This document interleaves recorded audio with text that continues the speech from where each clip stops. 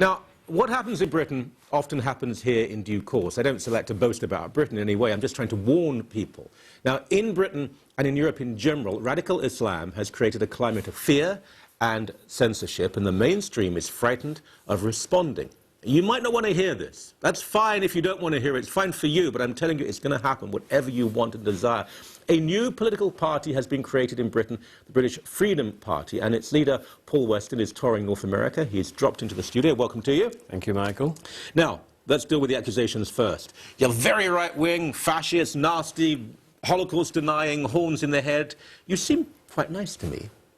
Well, we are always going to be accused of being right-wing, obviously, but we want to live in a liberal democracy.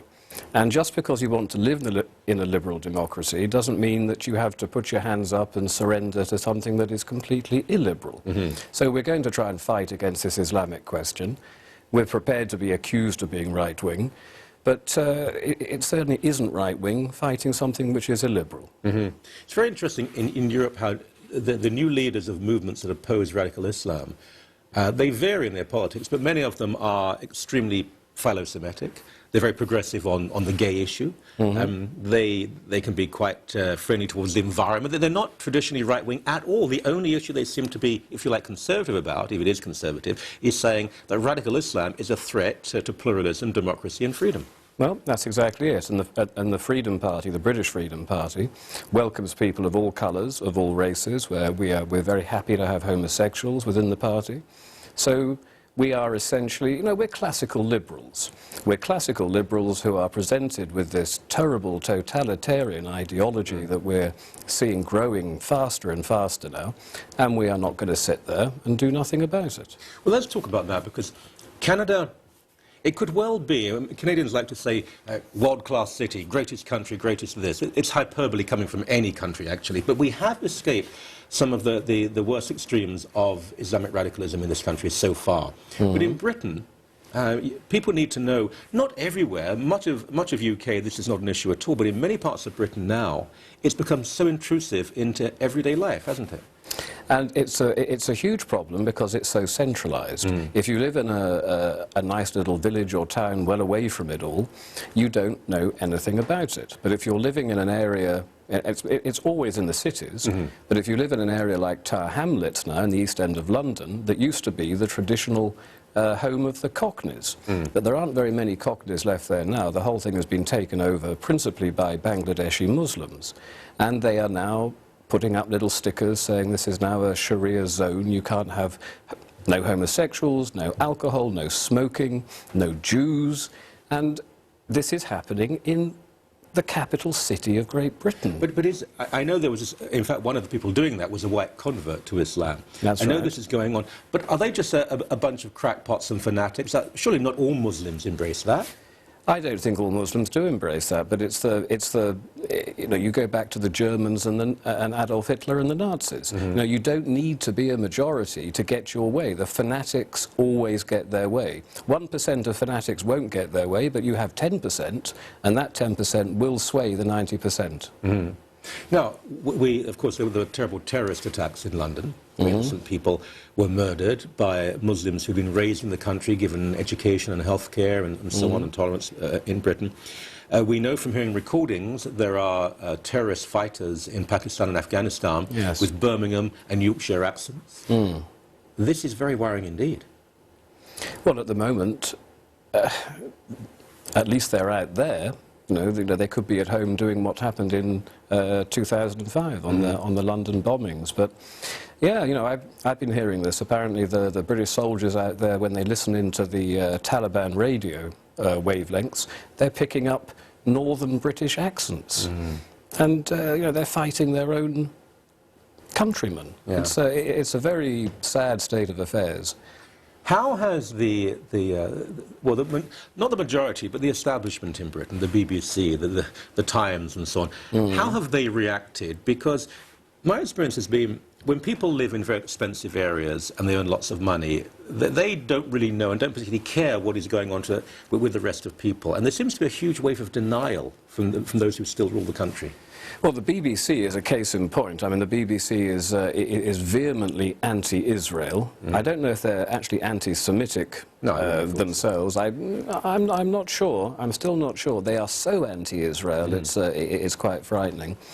But their attitude to us at the moment, we're not big enough to be noticed. But you have something like the Sunday Times has now been doing little hatchet jobs on members of the newly formed British Freedom Party and people who are affiliated to it, and they've actually gone to the lengths of going around to their houses, rousing their neighbours, finding out things about them, going to their employers, and they've actually succeeded in getting 2 people sacked from their jobs because they hold the wrong political opinion in what is supposedly still a democracy. I mean, there's another party called the British National Party, which, although it's tried to abandon its fascist background, still has a few people around it who are pretty unsavoury. But this is a new party, and the party, there's nothing to do with fascism or the far right. It's really about maintaining and guaranteeing the freedoms that British people and Canadian people have enjoyed. People have been sacked for being members of your party. Well, they're not even members. They are just people affiliated to us. And this is bad on the one hand, but it's very good on the other hand, because we are obviously perceived now, even though we're so small and just beginning, we are perceived as a threat. And the British National Party, a lot of people agree with a lot of their views, but they have been so destabilised over the years, and quite rightly so, because they have a genuine history of racial bigotry. And even today, Nick Griffin, the leader, is a Holocaust denier. So you can't possibly go anywhere with these opinions. And they had a survey a couple of months ago that said if you had a party that actually spoke out in the interest of the British people, that was not racist, it was not bigoted, it was not anti-Semitic, would you support it? And they said, yes, we would. So this is why, I think, this is why we're getting so much grief from the hard left and from some of the media outlets in the UK. Do you think you can break through? The Green Party has 1 MP. I think she's a fanatic myself, but they have one MP in Britain. But it's always been hard for new parties to break through. You could do fairly well, but to win a seat in Parliament, surely it'd be very difficult.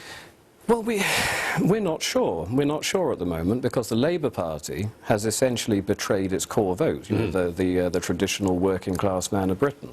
They have been betrayed completely by the Labour Party, and I'm envisaging that if we do win a seat, it's not going to be in the traditional sort of middle class areas. It will be somewhere in the traditional working class area where they simply don't have anybody to vote for. They're not going to vote Conservative, but they're not going to vote Labour anymore because they feel that they've been betrayed by them. So this presents a huge opportunity, because we unite the middle class and the working class at the same time, which no other party does.